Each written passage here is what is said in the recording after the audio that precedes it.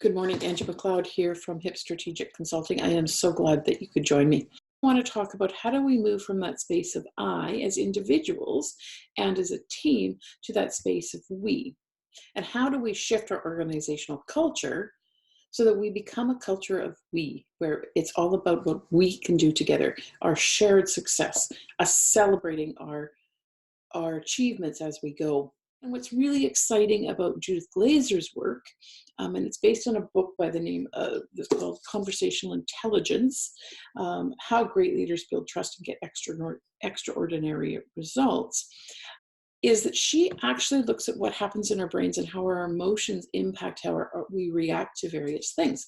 And I found that very intriguing. She comes at it from a perspective of a social anthropologist. And so Judith Glazer talks a lot about the five brains, and I wanted to show you an image of the five. The first brain that I want to speak to is the heart brain.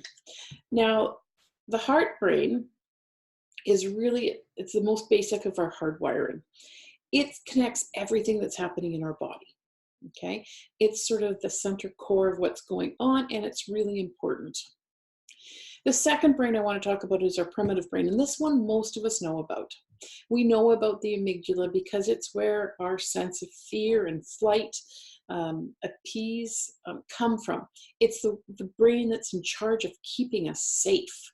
The third brain I want to talk about is the limbic brain, and this is where we actually store all of our emotional experiences. So all those memories of when you were a child and you weren't included in things, all those memories of when you did this was the response. It stores both the good and the bad, but because it's so closely linked to the amygdala, that primitive brain, it often pulls up all those emotional experiences that are bad because the brain is saying, I want to keep you safe, therefore, here's why you shouldn't go ahead and do that. The fourth brain I want to talk about is the neocortex, and you can see that it's sort of up in the top there, and it's the brain where we start to see some of the basic function, reasoning and cognitive skills. It enables us to do our day-to-day things. The fifth brain is the prefrontal cortex, and this is what we call our executive brain. It is the one where we make logical decisions, where we take in lots of information in and we go sort things out and we go, oh, well, this would make sense in this scenario. However, we only get to that prefrontal cortex where we're making really truly logical decisions when we have a high level of trust existing.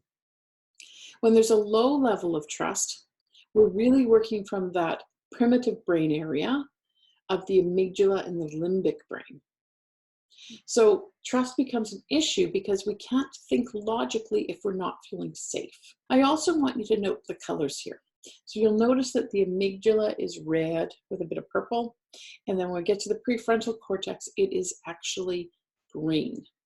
When we begin to understand how we take information in and how it's received, and then how an individual responds, and why they might respond in a particular way, it changes how we think about what we're going to present. The other piece that I want you to be aware of is that you'll notice that over on the right-hand side, we have trust, and over on the left-hand side, down by the amygdala, we have distrust. So the more we're working from our primitive brain, the less trust we have. And the more we start to work from our prefrontal cortex, the more trust we have. And so what we need to do is we need to move people from the amygdala into the prefrontal cortex, and that happens over time. That's not something that happens immediately. It's something that we need to build over time, and we need to continue to practice. So that's the first piece about moving from I to we, is understanding what's happening in everybody else's brain. The second piece I want to talk about is the 3 levels of conversation. And again, I'm going to pull up an image. And this is one of the basic principles of conversational intelligence in the work that Judith Glazer has done. She has basically said that across the 3 levels of conversation, we have different results, and the dynamics of each conversation look different. So at a level 1 conversation, I'm going to tell you what's on my mind. It's very I-centric. We see this all the time, and it was certainly the way things were done when my parents were in the workforce. You will do. It was very directive. You will do, right? And then you went and did it. It's at this point, though, it's a transactional piece. You do, I pay you. And there are times for that. There are times when I need to tell my children that you need to do this chore. That's a reality. And none of these levels of conversation are wrong. There's just different ways of getting something accomplished. Some build increased trust, some don't. Okay, the second level of conversation is when we advocate and we inquire. In this particular situation, we're trying to sell someone to our position. We want to influence them to come on board. We see this a lot when somebody's advocating for something or they're really out there pushing a point. And it's about positional power or personal power. I think you should join me in this quest. The third level is about sharing and discover. This is about we. This is about working together to release energy and to co-create. It's really about, we're in this together, let's make this work. How can we build more, get more from the work we're doing to actually create influence in a different way where it's not transactional, but it's transformational because we're all learning together. Now, the next thing that I want to talk about is something called the conversational dashboard. When we're working in the red zone, which is over here on your left, it's the I zone.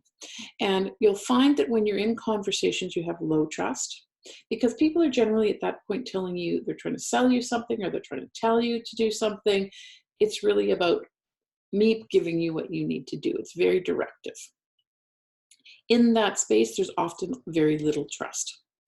As we begin to build trust, as we go across this arc, you'll see that high trust exists when we co-create together. And that's a space of we. We can't co-create together if we're not in it together, if we don't see that there's a shared understanding, if we don't see that we're working towards the same goal. So when we're in the green area, we're working in we. Now, there's, of course, that middle area where we have conditional trust. But if we follow the trust principles, if we work to build and increase our trust, we can move from I to we and get through the conditional trust to a space where we're working with high trust, where we can accomplish so much more. And each individual can actually achieve at their best potential. So these three conversation levels, of course, level 1 is more on the I section. Level 2 is sort of where we're midpoint. There's some trust, but we're not completely firm on trust. And then level 3, where we're sharing and discovering, is all about the we. So these three conversational levels are really important when we're talking about building a culture of we, because we really want to make sure that as much as possible, we're working in that share and discover mode. So the next piece that I want to talk about is trust. But I want to talk about trust from a couple of different perspectives. Now, in the conversational intelligence world, trust is something that it's based on 5 basic principles. So the first one is transparency. So number 1 is trust, transparency, okay? And that is really about having an environment where we're able to share what's going on. We're able to create a safe space for people to have honest conversations. And we're able to tell things as they are. So we're not hiding things from other people. The second piece of trust, so first T was transparency. The second is relationships. Now, as you can imagine, relationships are the core essence of every conversation we have. And if we don't have solid relationships, the conversation may or may not go well. So within the relationship piece, it's really about how do I establish a really good rapport with the person with whom I'm speaking? How do I begin to understand their perspective? How do I begin to create a bond between themselves and myself so that we can talk and explore together? The third one is understanding. And understanding is really about, I need to understand your perspective and you need to understand my perspective. And when we delve into looking into each other's perspectives, we begin to have a broader understanding of what's happening. We begin to walk in each other's shoes. And the more we can walk in each other's shoes, the stronger our bond becomes. the more we understand about each other and the better we can move forward. S is about shared success. If we're trying to build trust, we also need to have a shared outcome that we're working towards. We need to have co-created that outcome together. We need to understand why that outcome is so important, and we need to both be invested in that, or the team as a whole needs to be invested in that outcome. If we're looking from a perspective of the 3 levels of conversation, for us to have an outcome that we're all working towards and that we're all invested in, often it's a case scenario where we have to share and discover and create that outcome so that we can all work towards it. We're much more invested when we've all helped with the creation of that outcome. So that shared success is the 4th point of trust. So moving on to the 5th point of trust, piece of trust that's about testing assumptions and telling the truth. And this may well be the very hardest one of trust to really put into play. Testing assumptions is really saying, okay, so here's what you think respect means, or here's what I think respect means. What is your definition of respect? About me not assuming that I can interpret what somebody else's definition of something is. And that requires us to do something called double clicking. So to ask questions, can you tell me more about what that means to you? Okay, and double clicking is another conversational intelligence tool.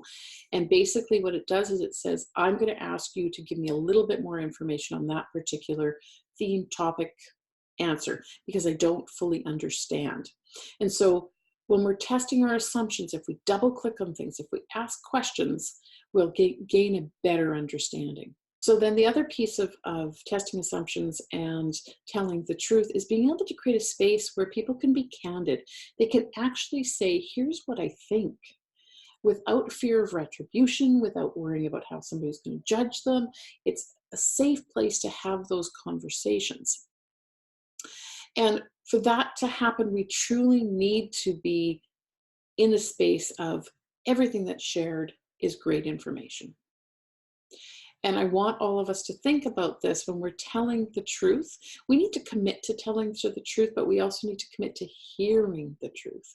We need to recognize pieces of our own experiences that are shaping or influencing what we're hearing, and how do we calm those? How do we move ourselves to a place where we're recognizing that and maybe even stating it? And this is where telling the truth is. Okay, so when I hear that, I get scared inside.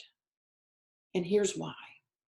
So it requires us to be, to steal from Brené Brown for a moment here, to be vulnerable, to actually be able to say, I'm uncomfortable in this space. I'm uncomfortable with this conversation, and to explain why. And to trust the people that we're having that conversation with, to take that information and not be judgmental about it, to take that information and go, okay, so if that's how you're responding, what if we framed it this way, or how about this, or whatever. So to trust they're there for the same goal as you in moving things forward.